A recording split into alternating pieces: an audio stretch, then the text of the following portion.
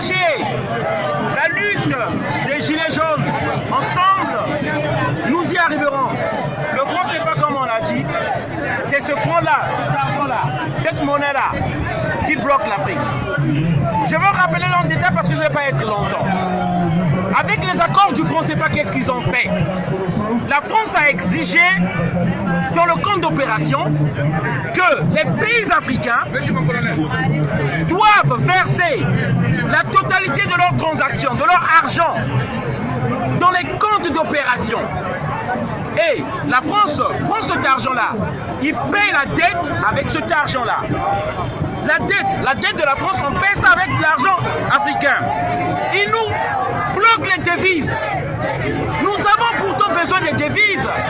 Par exemple, lorsque nous vendons notre pétrole ou nos minéraux aux Américains, ils nous donnent le dollar. Les Américains ont besoin du dollar pour qu'on paye quelque chose chez les Américains. Eux, ils ont besoin du dollar, ils ne connaissent pas le franc CFA. Si nous voulons acheter des matériels agricoles, des tracteurs, on doit le payer avec les dollars chez les Américains. Or, notre dollar est bloqué par la France. Ce qui fait, jamais nous nous industrialiserons, jamais on évoluera, jamais on achètera ces tracteurs-là pour industrialiser l'Afrique et faire développer l'Afrique. Voilà le problème. Ça, c'est encore un des problèmes juste que je vous explique. Le malheur de l'Afrique, c'est d'avoir croisé les dirigeants français sur leur chemin. Aimé Césaire, ça ne vient pas de moi. Voilà le message qu'on veut faire passer. Nous disons, on ne veut plus de cette monnaie. Macron a dit au Burkina Faso, soi-disant, que ceux qui veulent quitter le franc CFA peuvent le faire. Mais c'est un mensonge. Tout chef africain qui va dénoncer le franc CFA sera tué, comme ils ont tué Thomas Sankara, comme ils ont tué Sylvanus Olympio, comme ils ont tué Barthélemy Bokanda. Tous nos leaders patriotiques sont tués. Tous ceux qui veulent faire développer l'Afrique sont tués. Et au Mali, ils disent qu'il y a un problème ethnique. Ils disent qu'il y a des terroristes là-bas pour justifier leur présence. Mensonge. Ce qu'on veut aujourd'hui, que l'armée française quitte nos pays. C'est simple. Ne venez plus vous mêler de nos histoires. On ne veut plus. C'est le message que je voulais faire passer. Bravo. Voilà. Monsieur Donald, il y a une question là. On soutient ce message.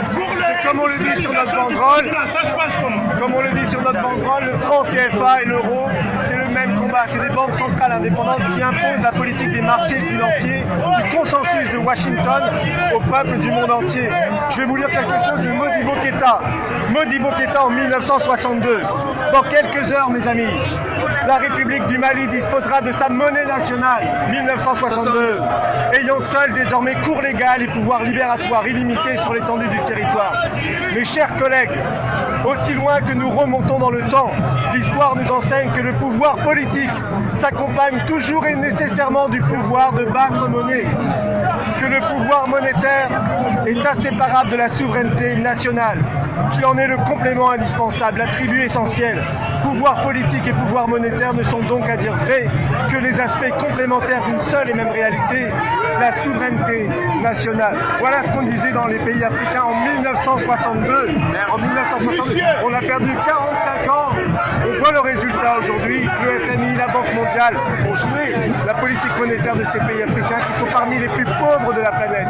Et aujourd'hui, les massacres qu'on voit au Mali, qui sont horribles, 167 morts dans des conditions terribles, sont dus à cet héritage de la France-Afrique, sont dus aux guerres que nous avons fait en Libye. On a déstabilisé un pays complètement stable. Voilà, juste pour terminer. Donc on rejoint le combat de notre ami pour la souveraineté monétaire, le franc CFA et l'euro, même combat. Merci.